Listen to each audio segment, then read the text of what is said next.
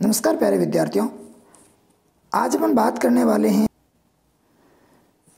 हिंदी व्याकरण के संबंध में कि वर्तमान में जो अनिवार्य हिंदी के अंदर है वह व्याकरण के कौन कौन से टॉपिक है। तो पहला टॉपिक आपका है भाषा, व्याकरण और लिपि का परिचय। मैंने अलग से इसका वीडियो बनाया, उसको अच्छे से देख लेना, इसमें भी अपन पढ़ेंगे। दूसरा टॉपिक फिलहाल हटा दिया गया है, पद परिचय वर्तमान में आपके सिलेबस में नहीं है। शब्द शक्ति है, अलंकार है, जो अलंकार इसमें दे रखे हैं देखो, अनुप्रास, यमक, श्लेष, उपमा, रूपक, उत्प्रेक्षा, विरोधाभास एवं उदाहरण, ये सारे के सारे हैं। पारिभाषिक शब्दावली आपके 2 नंबर की आएगी, ध्यान रखना। पत्र लेखन के अंदर अर्धशासकीय पत्र है, निविदा है, विज्ञप्ति है, ज्ञापन है और अधिसूचना है, ध्यान रखना।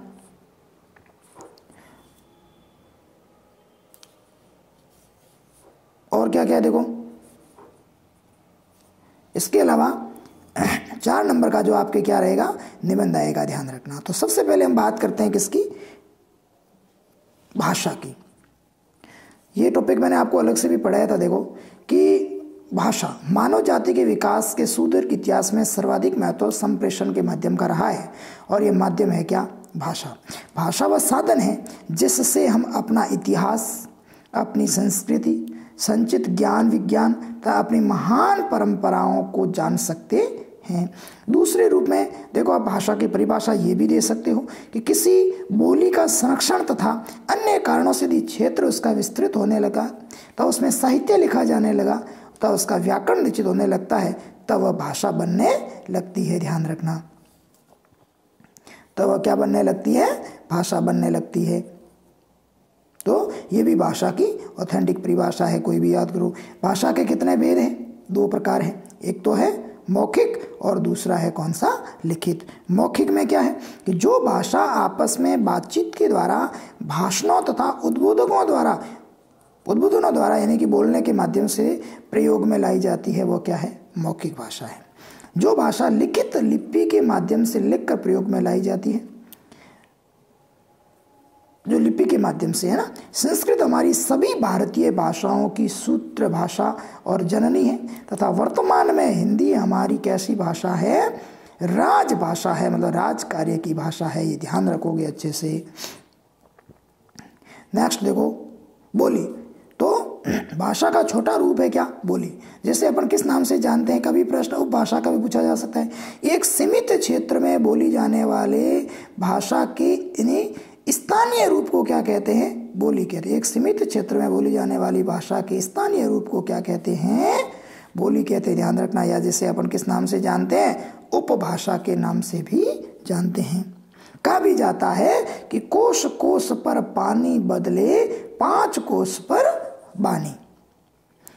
कि पानी जो है, जो कुएं के अंदर या फिर मान ली जमीन के अंदर जो पानी है, वह 5 कोस में कोस के अंतर्गत बदलता रहता है। क्या पता अगले 1 कोस के 3 किलोमीटर के दायरे के अंदर कैसा निकलेगा। और 5 कोस पर और 5 कोस की दूरी के अंतर्गत 20 किलोमीटर, 5 3 15 किलोमीटर के दायरे के अंतर्गत व्यक्ति की वाणी बदल जाती है, भाषा बदल जाती है।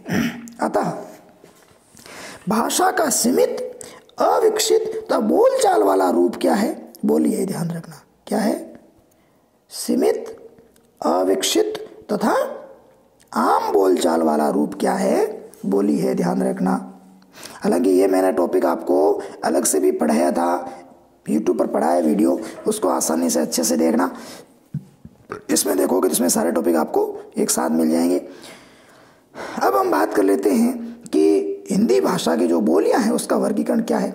हिंदी केवल खड़ी बोली का ही विकसित रूप नहीं है, बल्कि इसमें अन्य बोलियों का भी समाहित किया गया है, जिनमें खड़ी बोली भी शामिल है। ये निम्न प्रकार है। सबसे पहले है पूर्वी हिंदी, ABC, अवधी, बघेली, छत्तीसगढ़ी। याद रख लो, ABC, अवधी, बघेली, छत्तीसगढ़ी, पूर्वी हिंदी। पश्चिमी हिंदी के अंदर आती है खड़ी बोली, ब्रज, बांगरू, बुंदेली और कन्नौजी। बिहारी हिंदी के अंदर मगही, मैथिली और भोजपुरी। मैंने आपको बताया था कि मैथिली जो है एकमात्र ऐसी बोली है बिहारी भाषा की जो क्या है, हमारी 22 भाषाओं में सम्मिलित है, ध्यान रखना। और सर्वाधिक बोली जाने वाली बोली कौन सी है, भोजपुरी है, ध्यान रखना। कौन सी, भोजपुरी। नेक्स्ट देखो, राजस्थानी में मारवाड़ी, मेवाड़ी, मेवाती और हाड़ौती। पहाड़ी हिंदी में गढ़वाली, कुमाऊनी और मंडियाली। ध्यान रखना ये चीज़ है। अब है पहला टॉपिक तो था भाषा, दूसरा आपका टॉपिक है कौन सा? व्याकरण। तो क्या है इसके अंदर? देखो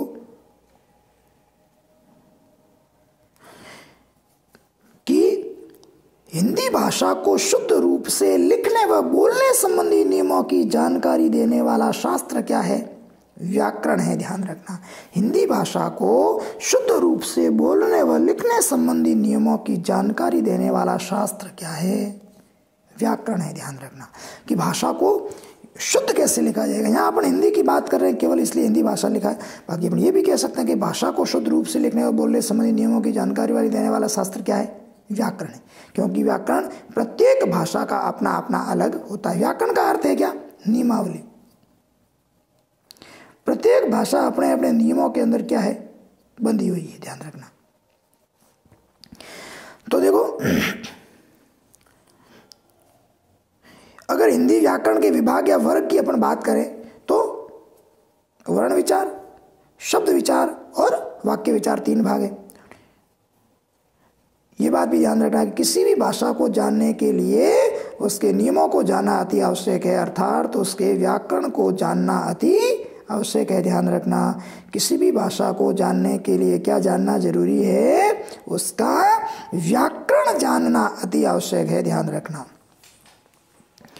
फिर देखो लिपि की बात करते हैं तो भाषा की ध्वनियों को जिन लेखन चिन्हों में लिखा जाता है, लिखने का तरीका ये मैंने अच्छे से समझाया आपको। ध्यान रखना, इसका अलग वीडियो बना हुआ भाषा, लिपि और व्याकरण का, उसको भी देख लेना। उसे क्या कहते हैं? लिपि कहते हैं। अर्थात किसी भी भाषा की मौखिक ध्वनियों को लिखकर व्यक्त करने में जिन वर्तनी चिन्हों का प्रयोग किया जाता है वह क्या है? लिपि कहलाती है। वर्तनी चिन्हों का प्रयोग। हिंदी भाषा की लिपि कौन सी है भाई? ध्यान रखना, देवनागरी है। कौन सी है? देवनागरी हिंदी भाषा की लिपि। 14 सितंबर 1949 को हिंदी को राजभाषा के रूप में स्वीकार किया गया, इसलिए प्रतिवर्ष 14 सितंबर को हिंदी दिवस मनाया जाता है। ध्यान रखना।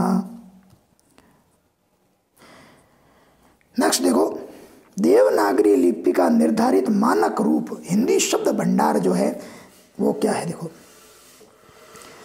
स्वर जो वर्ण अपने आप में पूर्ण होते हैं तथा उच्चारण के समय हवा मुख से स्वतंत्र रूप से बिना किसी बाधा के निर्बाध रूप से क्या होती है? बाहर निकलती है। स्वरों की संख्या कितनी है? 11। मूल स्वर कितने? अ, ई, उ, री 4। दीर्घ स्वर कितने? 3 आ, ई और उ। और संयुक्त स्वर कितने हैं? 4 ए, आई, ओ और औ। अगर मात्राओं की संख्या पूछे तो अ की कोई मात्रा नहीं होती। ध्यान रखना, किसकी? अ की कोई मात्रा नहीं होती और इसलिए मात्रा की संख्या कितनी हो गई? 10 हो गई। ध्यान रखना। तो स्वरों की संख्या तो है कितनी? 11, जबकि मात्राओं की संख्या कितनी है? 10 है। ध्यान रखना। अगर आपसे पूछे कि गृहीत स्वर कौन कौन से हैं तो गृहीत स्वर तो है क्या? ओ। लेकिन यहाँ गृहीत व्यंजन है। ध्यान रखना, क्या है? गृहीत व्यंजन। तो गृहीत व्यंजन कौन कौन से? 5 है। क, ख, ग, ज, फ। क, ख, ग, ज, फ। मतलब ये इन 5 वर्णों के नीचे बिंदी लगी होगी, है ना? जैसे क है, बिंदी है नीचे। इस बिंदी को किस नाम से जानते हैं पता आपको? नुक्ता कहते हैं। ध्यान रखना, उर्दू के अंदर लगता है, अरबी में लगता है। नुक्ता क्या है? नुक्ता कहते हैं। ध्यान रखना इस बिंदी को, जो हिंदी भाषा में ना लग करके उर्दू में लगती है। ये गृहीत व्यंजन है। ध्यान रखना। नेक्स्ट देखो, व्यंजन जो स्वरों की सहायता से बोले जाते हैं तो उच्चारण के समय हवा मुख से अवरोध के साथ बाहर निकलती है, रिकॉर्ड के साथ बाहर आती है। मूल व्यंजनों की संख्या कितनी है? 33। 25 तो है ही, 5 × 5 स्पर्शी, 4 है अंतस्थ और 4 है ऊष्म। और संयुक्त व्यंजन कितने हैं? 4 है। क्ष, त्र, ज्ञ और श। इसका निर्माण कैसे हुआ ये देख लो, ये मैंने अच्छे समझाया उसमें। अब इसके अंदर आपको पुनः याद रखने की बातें कौन कौन सी ध्यान रखो। एक तो है कि हम अपनी बात एक दूसरे को किसके माध्यम से व्यक्त करते हैं? भाषा के माध्यम से व्यक्त करते हैं। ध्यान रखना, है ना। दूसरा, भाषा के 2 रूप है, मौखिक और लिखित। तीसरा, मौखिक भाषा को लिखने के लिए जिन लेखन चिन्हों का प्रयोग किया जाता है उसे क्या कहते हैं? लिपि कहते हैं। भाषा के सीमित क्षेत्र में बोली जाने वाले स्थानीय रूप को क्या कहते हैं? बोली या उपभाषा कहते हैं। हिंदी में 18 से 22 बोलियां 5 वर्गों में विभाजित की गई है: पश्चिमी, पूर्वी, राजस्थानी, बिहारी और पहाड़ी। भाषा को शुद्ध रूप से लिखने व बोलने संबंधी नियमों की जानकारी देने वाला शास्त्र क्या है? व्याकरण है। हिंदी भाषा की लिपि कौन सी है? देवनागरी है, ध्यान रखना। अब ये जो टॉपिक है आपका पद परिचय, जो इस बार अभी जो है ये 30% जो सिलेबस हटाया है, इसमें ये बार हो गया, ध्यान रखना। पद परिचय इस बार आपको नहीं पढ़ना है, देखो, ठीक है ना, इसको नहीं पढ़ना है, ध्यान रखना। पद परिचय पूरा नहीं पढ़ना है, देख लो। हालांकि मैंने जब पहले पढ़ाया था तब तो पूरा पढ़ाया था, लेकिन अब आपको इसको पढ़ना नहीं है। अगला आपका टॉपिक है कौन सा? शब्द शक्ति, ध्यान रखो, बहुत इंपॉर्टेंट टॉपिक है। इसमें क्या है? देखो, परिभाषा क्या है कि अभीष्ट अर्थ यानी कि वास्तविक या सही अर्थ जो है, जैसा हम चाहते हैं वैसा अर्थ श्रोतों तक पहुंचाने की क्षमता अथवा शब्द में छिपे हुए तात्पर्य को प्रसंगानुसार स्पष्ट करने की सामर्थ्य ही क्या है? शब्द शक्ति है, ध्यान रखना। क्या? अभीष्ट अर्थ श्रोता तक पहुंचाने की क्षमता अथवा शब्द में छिपे हुए तात्पर्य को प्रसंगानुसार स्पष्ट करने की सामर्थ्य ही क्या है? शब्द शक्ति है, ध्यान रखना। शब्द शक्ति कितने प्रकार की होती है? 3 प्रकार की। कौन कौन सी? अभिधा, लक्षणा और व्यंजना। सबसे पहले अपन बात करते हैं किसकी? अभिधा की। अभिधा के अंदर क्या होता है? साक्षात सांकेतिक अर्थ।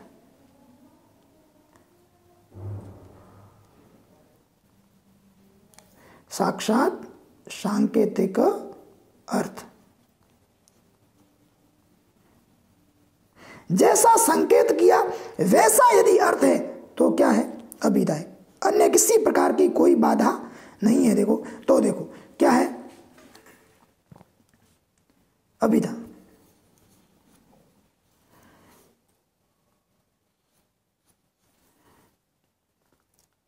सबसे पहले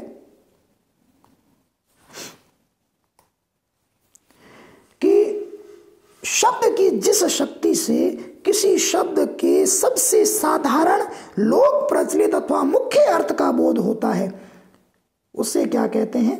अभिधा शब्द शक्ति कहते हैं, ध्यान रखना। जैसे उदाहरण के तौर पर देखो,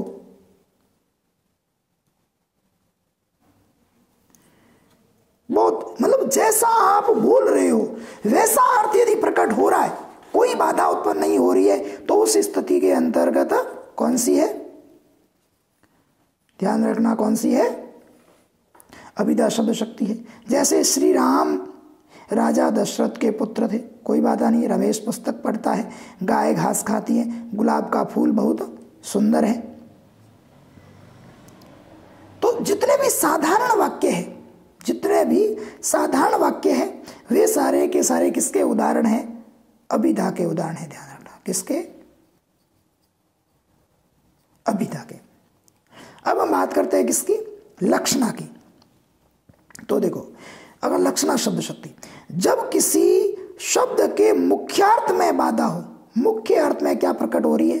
बाधा उत्पन्न हो रही। जैसा आप बोल रहे हो ना वैसा उसका अर्थ निकल नहीं रहा है, अभिष्ट अर्थ का बोध ना हो, जैसा अर्थ आप चाहते हो वैसा अर्थ निकल नहीं रहा है, उसका अर्थ ज्ञात नहीं हो रहा है, बल्कि क्या हो रहा है? अन्य अर्थ किसी लक्षण पर आधारित हो। और जो अन्य अर्थ निकल रहा है वो किस पर आधारित हो? उसके लक्षण पर आधारित हो। तो वह कौन सी है? लक्षणा शब्द। बहुत सिंपल सी बात, जब किसी शब्द के मुख्यार्थ में बाधा हो या अभिष्ट अर्थ का बोध ना हो, तब अन्य अर्थ किसी लक्षण पर आधारित हो, वह कौन सी है? लक्षणा है। जैसे कहा, मोहन का पुत्र क्या है? शेर है। अब देखो, मोहन का पुत्र शेर है, वास्तव में ये मनुष्य का नाम है, व्यक्ति का, और उसका पुत्र है, तो शेर तो होने से रहा, ये तो एक जानवर है, लेकिन यहां बहादुरी का लक्षण है इसके अंतर्गत। तो मुख्य अर्थ में क्या प्रकट हो गई? अगर ये कहते हैं कि मोहन का पुत्र रमेश है या कोई नाम देते तो वो अलग चीज है, लेकिन यहां तो एक बहादुरी की बात हो गई। मोहन का पुत्र क्या है? शेर है, बहादुर है ना। अगर कहते हैं मोहन का पुत्र बहादुर है, तो क्या साधारण अर्थ हो जाता, सभ्यता हो जाती। लेकिन यहाँ क्या कहा गया है, मोहन का पुत्र शेर है। मुख्य अर्थ में बाधा प्रकट हो गई और अन्य अर्थ किस पर आधारित हो गया, लक्षण पर आधारित हो गया। इसलिए कौन सी हो गई, लक्षणा। उसका पुत्र बृहस्पति है, बहुत तेज तर्राट है ना, तो उसकी संज्ञा क्या थी, बृहस्पति की थी। लक्षण कैसे है उसमें, बृहस्पति जैसे, इसलिए कौन सी हो गई, लक्षणा। वास्तव में उसका पुत्र कोई बृहस्पति थोड़ा ही। अब देखो लक्षणा भी कितने प्रकार की होती है, 2 प्रकार की होती है, ध्यान रखना। एक तो रूढ़ लक्षणा और एक प्रयोजनवती लक्षणा।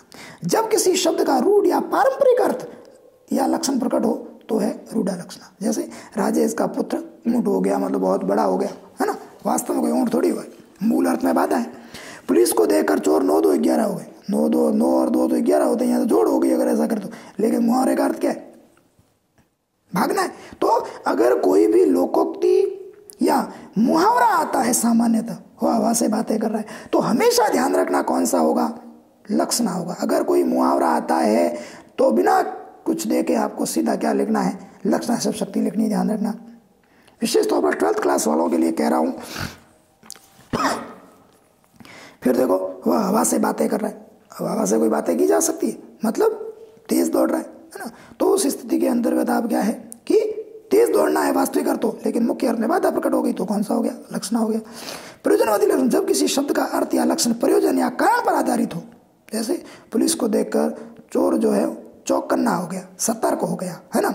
बाजार में लाठियां चली तो थी लाठियां, लेकिन कोई अपने आप थोड़ी चली थी, किसी के द्वारा क्या की गई थी, चलाई गई थी। वास्तविक अर्थ क्या है, मारकाट हुई है ना, लड़ाई झगड़ा हुआ है। तो लेकिन कहा क्या है, बाजार में लाठियां चली, जैसे कोई चल रही है, कहा तो ये जा रहा है, तो मुख्य अर्थ में बाधा प्रकट हो गई, इसलिए क्या हो गया, लक्षणा हो गई। और कौन सी, प्रयोजनवती लक्षणा। फिर देखो व्यंजना, बहुत सरल तरीके से मैंने इसको समझाया है। जब किसी शब्द का अर्थ न अभिधा से प्रकट होता है, न लक्षणा से प्रकट है, बल्कि कोई अन्य अर्थ यानी कोई तीसरा अर्थ प्रकट होता है, वहां कौन सी होती है, व्यंजना शब्द शक्ति होती है। जैसे समय संबंधी कोई भी बात आती है, आपको सीधा कौन सा लिखना है, ध्यान रखना। बारी वालों के लिए विशेष कह रहा हूं कि जहां समय संबंधी कोई भी बात आती है, वहां हमेशा कौन सी शब्द शक्ति होगी, व्यंजना शब्द शक्ति ही होगी। और शायद आपके अर्धवार्षिक में इस बार यही उदाहरण है, संध्या हो गई, है ना। व्यंजना शब्द शक्ति 2 प्रकार की होती है, एक होती है शाब्दिक व्यंजना और एक होती है आर्थी व्यंजना। तो जब शब्द व्यंजना पर, जब व्यंजना किस पर निर्भर हो, शब्द पर निर्भर हो, जैसे पानी के डूबरे मोती मानस छूने। देखो अगर किसका उदाहरण, यमक या इसका अपने श्लेष का यदि कोई उदाहरण है तो हमेशा शाब्दिक व्यंजना है, ध्यान रखना। सुब्रंद को ढूंढत फिरत कवि वह बिचारी रूचोर, ये सारे पानी के नूबरे सुब्रंद वाला चिरजीवो जोरी जुरे क्यों न चले गंभीर चले सहने गंभीर जो घटी ये वृष भानुजा वे हलधर के वीर। देखो यहाँ वृष भानुजा के 2 अर्थ है ना, हलधर के 2 अर्थ है। तो यहाँ पर कौन सा अलंकार है, श्लेष है, तीनों में ध्यान रखना, कौन सा है, श्लेष। यह वृष भानुजा का अर्थ राधा था गाय, वहीं हलधर के भी 2 अर्थ है, बलराम और बैल। अतः यहाँ शब्द का चमत्कार जो प्राय रख देने का भी परी नहीं रह सकता। हाँ कैसे, अगर मान लीजिए हलधर की जगह आप बलराम लिख दो, बैल लिख दो, तो चमत्कार गायब हो जाएगा। वृष भानुजा की राधा लिख दो, गाय लिख दो, तो अर्थ गायब हो जाएगा। तो जहां क्या है कि भाई शब्द में चमत्कार हो, इसलिए क्या है, शाब्दिक व्यंजना है। आरती व्यंजना में क्या है, जब व्यंजना शब्द के अर्थ पर निर्भर हो, ध्यान रखना। जैसे समय संबंधी कोई भी बात है, 5 बज गए, तो वो अपने अपने अनुसार सोचेगा, है ना। उदाहरण के तौर पर देखो, जैसे कोई मान लीजिए या कोई एक क्लास चल रही थी जिसमें मान लीजिए किसी विद्यालय की 4 बजे छुट्टी होती है ना, और एक लड़के ने जोर से बोला करके कहा 4 बज गए। अब उसने केवल अपने उद्देश्य से कहा 4 बज गए, मतलब छुट्टी का समय हो गया। एक व्यक्ति पास में से जा रहा था, उसने क्या सोचा, उसका प्रयोजन कुछ और था, है ना। उसने सोचा भी हो सकता है आगे उसकी भी जैसे मान लीजिए बस छूट रही है 4:15 बजे तक है, तो वो ये सोचेगा कि 15 मिनट शेष बचे और मुझे 4:15 तक वापस, उसका प्रयोजन लगता।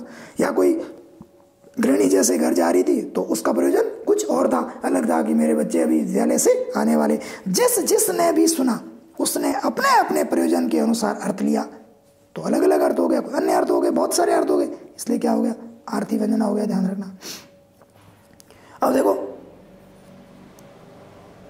उत्प्रेक्षा अलंकार का यदि कोई उदाहरण है, कौन सा, उत्प्रेक्षा का यदि उदाहरण है तो आर्थी व्यंजना का है, ध्यान रखना। देखो शाब्दी व्यंजना का है तो श्लेष और यमक है ही शाब्दी में, आर्थी व्यंजना है तो अर्थ अलंकार का कोई भी उदाहरण आएगा, शाब्दी व्यंजना है तो शब्द अलंकार का कोई उदाहरण आएगा, ध्यान रखना। तो सोहत ओढ़े पीत पटु श्याम सलोने गात मनो नीलमणि शैल पर आतप प्रयो प्रभात, बिहारी जी का पद है, ध्यान रखना, श्री कृष्ण से संबंधित है ना। सोहत ओढ़े पीत पटु श्याम सलोने गात, श्याम मतलब श्री कृष्ण के सुंदर या सांवले गात मतलब शरीर पर, सोत मतलब शोभायमान लग रहे, ओढ़े मतलब धारण किए हुए, पीत मतलब पीले, पटु मतलब वस्त्र है ना। श्री कृष्ण के सुंदर शरीर पर धारण किए हुए पीले वस्त्र बहुत शोभायमान लग रहे, मनो मतलब मानो, नीलमणि मतलब नीले रत्नों से युक्त, शैल मतलब पर्वत पर, आतप प्रयो प्रभात मतलब सुबह का क्या पड़ रहा है, प्रकाश पड़ रहा हो। तुम्हारा पुत्र तो बृहस्पति का अवतार है। देखो अगर अवतार संबंधी बात आती है तो आर्थी व्यंजना है, ध्यान रखना। तुम्हारा पुत्र बृहस्पति है तो प्रयोजनवादी लक्षणा है, पूछे तुम्हारा पुत्र बृहस्पति का अवतार है तो कौन सी है, आर्थी व्यंजना है, ध्यान रखना। समय संबंधी कोई भी बात आती है, जैसे संध्या हो गई, सवेरा हो गया, सुबह हो गई, तो हमेशा क्या होगा, ध्यान रखना, कौन सा हो जाएगा,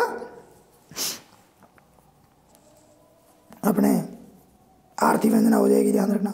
अब नेक्स्ट अपना टॉपिक है क्या, अलंकार, ध्यान रखना। क्या है अलंकार, क्या है ये मैंने हालांकि पढ़ा है आपको, जिसके अंतर्गत आपने देखा होगा कि अपने अनुप्रास पढ़ लिया था, श्लेष पढ़ लिया था और यमक पढ़ लिया था, उपमा पढ़ लिया था, है ना, रूपक पढ़ना था, है ना। तो देखो ये आप देख लेना, मैं फटाफट पढ़ लेता हूँ इसको, वापस उस वीडियो को देख लेना तो अच्छा से समझ में आ जाएगा कि जिस प्रकार एक नारी की शोभा उसके आभूषणों से बढ़ती है, ठीक उसी प्रकार काव्य की शोभा अलंकारों से बढ़ती है। काव्य की शोभा बढ़ाने वाले शब्दों को क्या कहते हैं, अलंकार कहते हैं।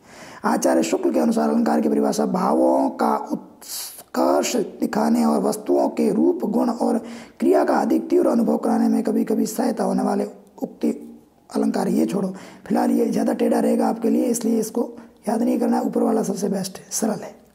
अलंकारों के कितने प्रकार है, 3 प्रकार है, कौन कौन से, शब्दालंकार, अर्थालंकार और उभय अलंकार है। ये देखो शब्दालंकार, अर्थालंकार और उभय अलंकार। शब्दालंकार यानी कि चमत्कार किस पर निर्भर है, शब्द में निर्भर है। जब अलंकार का चमत्कार शब्द में नहीं तो तब शब्दालंकार होता है। कुछ शब्द अलंकार जो कक्षा 12वीं के पाठ्यक्रम में अनुप्रास, यमक और श्लेष है। अनुप्रास मैंने कहा जहाँ समान वर्णों की एक से अधिक बार क्या होती है, आवृत्ति होती है, वहाँ कौन सा होता है, अनुप्रास होता है। अनुप्रास के कितने भेद है, मूलतः 4 भेद है ना। 6 का अनुप्रास, प्रत्यानुप्रास, श्रुत्यानुप्रास और अंत्य, और 6 का प्रत्यय, श्रुत्या, अंत्य, और 5वां जो है वो लाटा अनुप्रास, हालांकि वर्तमान में इसका भेद न मान करके उसको अलग कर दिया गया है ना। तो 6 का अनुप्रास देख लो, जहाँ वाक्य में एक वर्ण की आवृत्ति केवल एक ही बार हो अर्थात वह वर्ण 2 बार आए तो वहाँ कौन सा है, 6 का अनुप्रास है। इस करुणा कलित हृदय में तो क और का 2 बार आया, अब विकल रागिनी बजती तो क और का 2 बार आया तो क्या हो गया, 6 का अनुप्रास। भगवान भाग दुख जनता की फूले फले, भ वर्ण की 2 बार क्या हुई है, आवृत्ति हुई है। वृत्तानुप्रास में जहां वाक्य में किसी एक या अनेक वर्णों की आवृत्ति एक से अधिक बार हो, समान वर्णों की क्या है, वृत्तानुप्रास अलंकार होता है। तरनी तनुजा तर, तमाल तरु और बहु छाई, चारू चंद की झंझल किरणें चंचल किरणें खेल रही थी जल थल में, त वर्ण की आवृत्ति, च वर्ण की क्या है, आवृत्ति हो रही है। फिर नेक्स्ट देखो,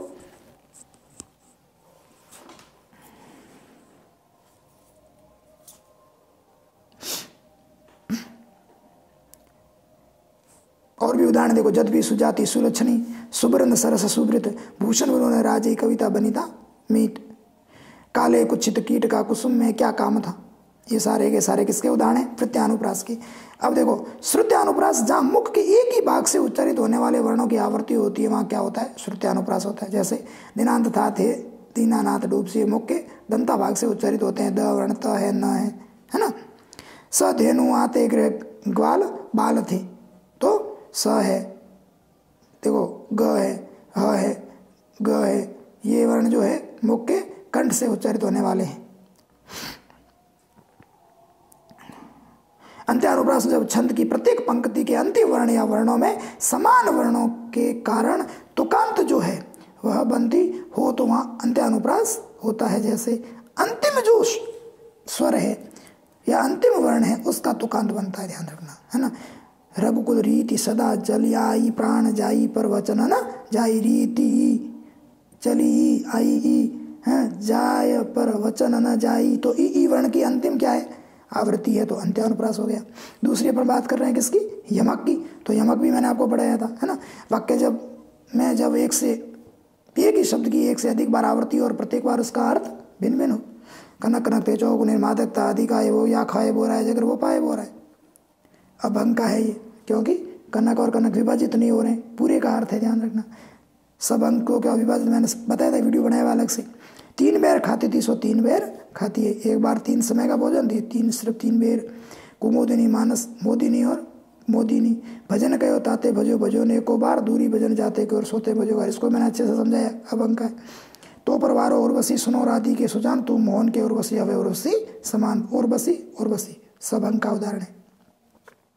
देखो सबंग श्लेष के भी भाग है और किसके, यमक के भी भाग है। श्लेष जब कोई एक शब्द एक से अधिक अर्थों में प्रयुक्त हो तो क्या है, श्लेष, मतलब समान शब्द के एक से अधिक अर्थ। रैमन पानी राखी, अरविन पानी सुध, पानी गए न उबरे मोती मानस चून, मोती मानस और चून के संबंध में पानी के 3 अर्थ है, ये भी मैंने आपको समझाया था, इसका अच्छे से वीडियो बनाया हुआ देख लेना, ठीक है ना। नेक्स्ट देखो,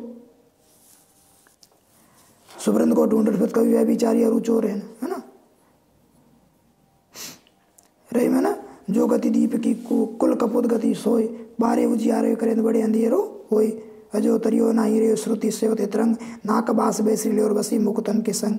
ये सारे के सारे किसके हैं, हालांकि बिहारी जी का पद है ये तो बात हो गई अपन ने किसकी करी, श्लेष की, और ये आपके शब्द अलंकार पूरे हो गए जो मैंने आपको अलग से पढ़ा दिए थे। अर्थ अलंकार में मैंने आपको उपमा पढ़ा दिया था, जब अलंकार का चमत्कार करके उसके शब्द के स्थान पर किसमें, अर्थ में, चमत्कार कहाँ हो, उसके अर्थ में निहित हो, वह क्या है, अर्थ अलंकार। कुछ अलंकार जो अक्सर मार्केट के सिलेबस में है, उपमा, रूपक, उत्प्रेक्षा, विरोधाभास और उदाहरण। देखो उपमा मैंने आपको अच्छे से समझाया था, ध्यान रखना, अलग से एक वीडियो बनाया हुआ उसको अच्छे से देखना है। जब किन्हीं दो वस्तुओं में रंग, रूप, गुण, क्रिया और स्वभाव आदि के कारण समता प्रदर्शित की जाती है तो कौन सा है, उपमा है, ध्यान रखना। समानता दर्शाई जाती है, उपमेय व उपमान में समानता। मैंने आपसे कहा था उपमा के 4 अंग है, ध्यान रखना, उपमेय, उपमान, समतावाचक शब्द और साधारण गुणधर्म, अच्छे से समझ लेना, मैंने इसका वीडियो बना रखा है। उपमा के भेद है 3, पूर्ण उपमा, लुप्तो उपमा और मालो उपमा। अन्य उदाहरण देखने हैं तो ये चंद्रमा सा कांति में मुख रूप दर्शन तुम्हारा, सुनी सुरसरी सम शीतल वाणी, राधा बदन चंद सो सुंदर। ये मैंने हालांकि इसको पूरा अच्छे से समझा दिया, वापस यहाँ पर टाइम वेस्ट करने से कोई मतलब नहीं है। नेक्स्ट अपन बात करते हैं किसकी, रूपक अपन ने वहाँ नहीं पढ़ा था तो मैं यहाँ पढ़ा देता हूँ कि देखो अनुप्रास उपमा में तो क्या, दो समान वस्तुओं की भी, 2 वस्तुओं की उपमेय और उपमान की आपस में क्या की जाती, तुलना की जाती है, जबकि यहाँ उपमेय में उपमान को अभेद रूप में दर्शाया जाता है ना।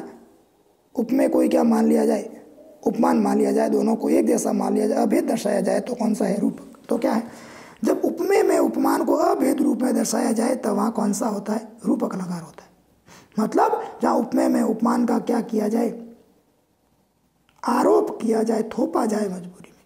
रूपक के 2 भेद है ना, रूपक के भेद देख लो, अभेद रूपक, तद्रूप रूपक। उदाहरण, बीती विभावरी जागरी, अंबर पनघट में डुबो रही, तारा घट उषा नागरी, उदित उदयगिरी मंच पर रघुवर बाल पतंग। ये उदाहरण देखो, यहाँ अपन कह रहे ना कि अंबर पनघट में डुबो रही, अंबर रूपी पनघट है, अंबर ही पनघट है, देखो अंबर रूपी पनघट में डुबो रही है, यानी कि तारा रूपी जो घड़ा है उसमें भी अंबर रूपी पन में तारा रूपी घड़े को कौन डुबो रही है, उषा रूपी चतुरता जो है डुबो रही है। अर्थात क्या हो गया है, सवेरा हो गया है, ध्यान रखना। मैं अलग से प्रयास करूंगा हालांकि इसका एक और वीडियो बनाने का, अलंकारों का, फर्स्ट ग्रेड सेकंड ग्रेड के लिए। अगर इसमें कुछ समझ में नहीं है तो आप वहाँ आसानी से देख सकते हो। यहाँ तो थोड़ा क्या है, इसमें पेपर लेंथी है थोड़ा, तो 2-3 टॉपिक एक साथ में करवाने हैं तो फिर उस हिसाब से करें।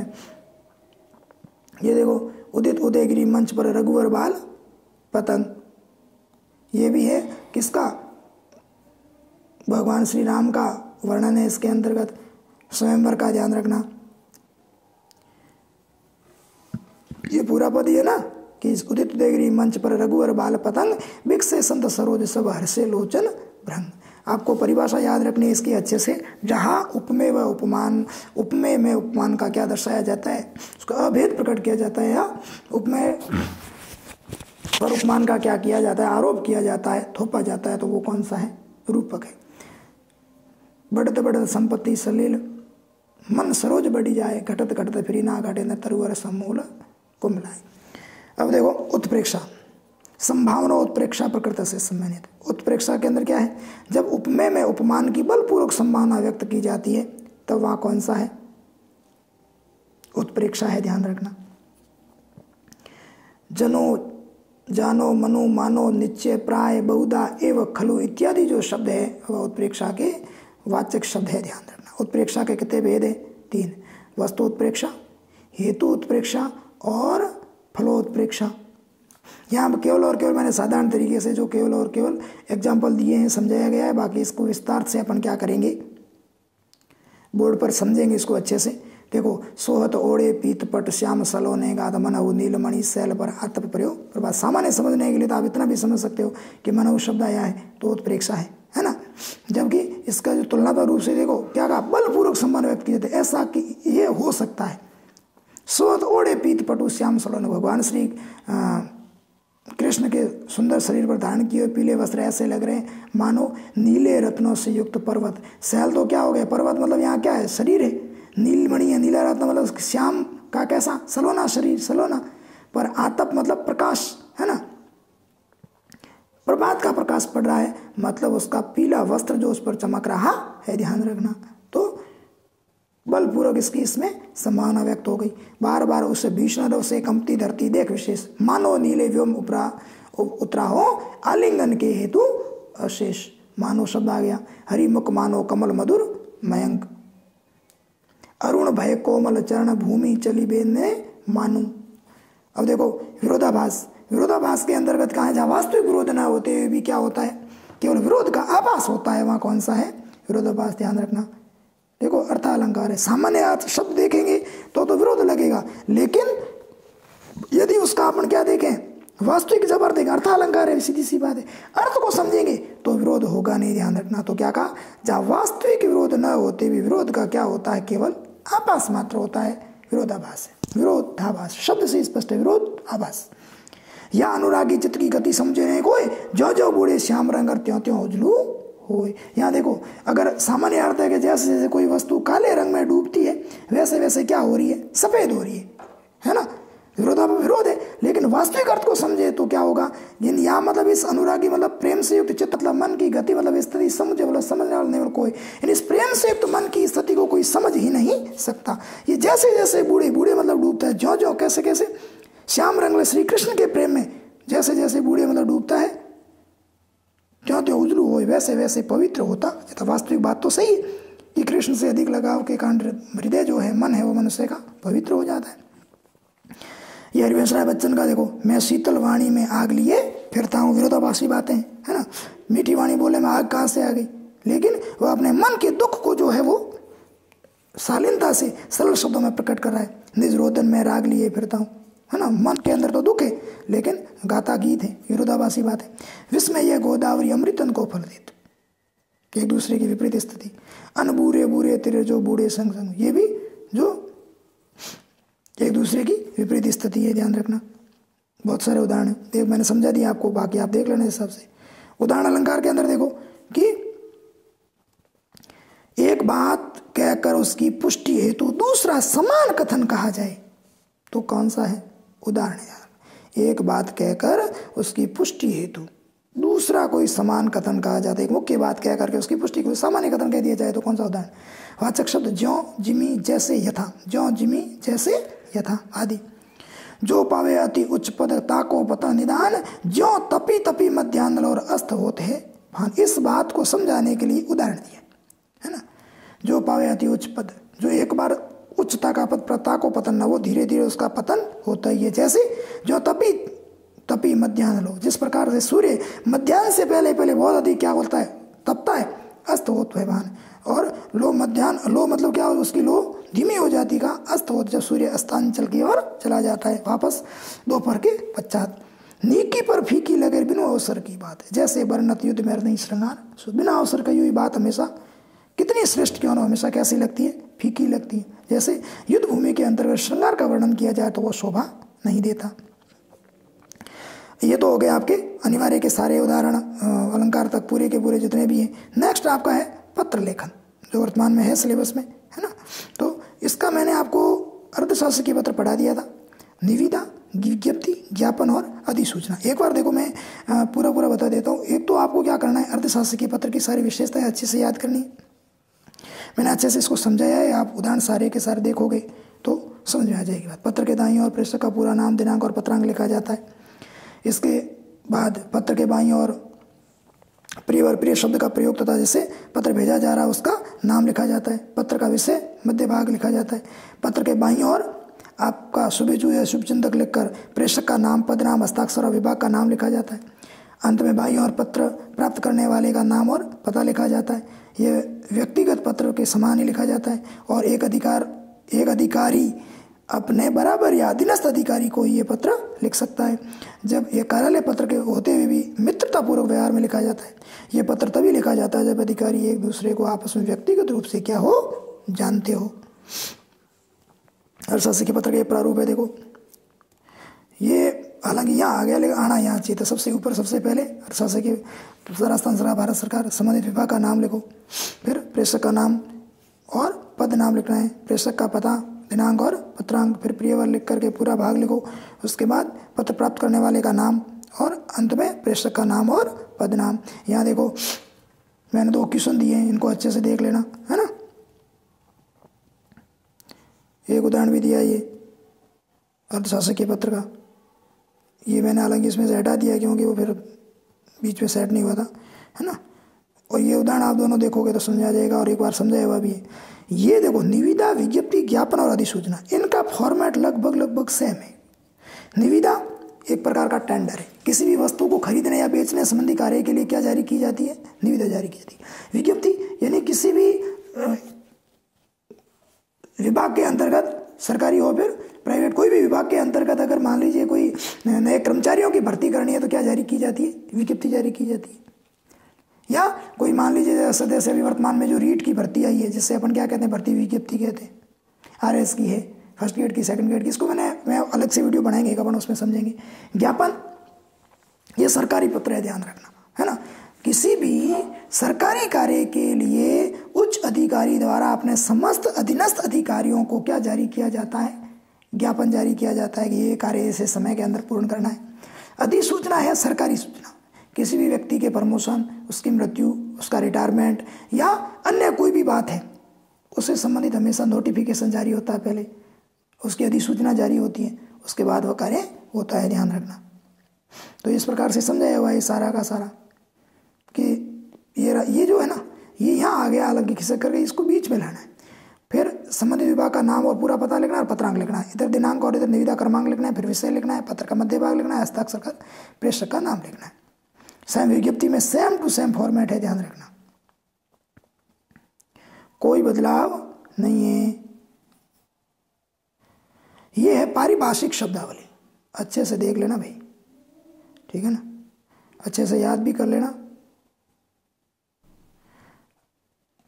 एबिलिटी योग्यता, एब्सेंस अनुपस्थिति, एब्यूज दुरुपयोग, एडॉक तदर्थ, एडजॉर्न स्थगित, एडजस्टमेंट समायोजन, एज यूजुअल नित्यवत, बेसिक वे मूल वेतन, ब्रीफ संक्षिप्त ब्लूप्रिंट रूपरेखा नील पत्र, कैबिनेट मंत्रिमंडल, कैपिटल पूंजी, सेंसस जनगणना, है ना,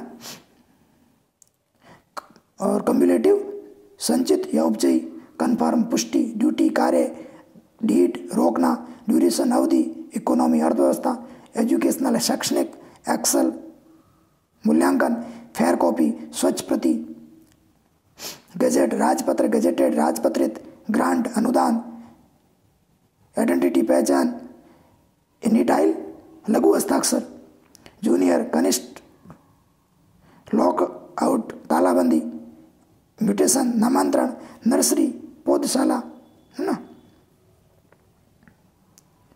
नोटिफिकेशन अधिसूचना, ओथ शपथ, ओवरेज अधिकायु, पैक्ट समझौता, पोस्टिंग पदस्थापन, पब्लिक फंड लोक निधि, कोरम गणपूर्ति, रिव्यू समीक्षा, सेक्शन स्वीकृति, शेड्यूल अनुसूची, स्लम गंदी बस्ती, सरप्लस अधिशेष, टेबुलेशन सूचीकरण, टेंडर निविदा, टेरर आतंक, ट्राइब जनजाति, ट्रस्ट न्यास, अल्टीमेट अंतिम, वैलिड विधि मान्य। ये मैंने हालांकि पहले तैयार किया था, है ना, तो मैंने मेरा नाम भी लिख दिया था नीचे। तो इस प्रकार से ये आज अपन ने जो तैयार किया है ये आपके अनिवार्य हिंदी के अंतर्गत क्या है, जो ग्रामेटिकल टॉपिक है जितने भी, वो सारे के सारे हैं, ध्यान रखना। अनिवार्य हिंदी के जितने ग्रामेटिकल टॉपिक है उन सबको अपन ने कर लिया है, ठीक है ना। नेक्स्ट वीडियो के अंदर अपन अनिवार्य हिंदी में संवाद सेतु से संबंधित जितने भी टॉपिक है, ध्यान रखना, उन सबको अच्छे से पढ़ेंगे, ध्यान रखना। ये सारे के सारे आपके अनिवार्य हिंदी के अंदर है, अच्छे से पढ़ना।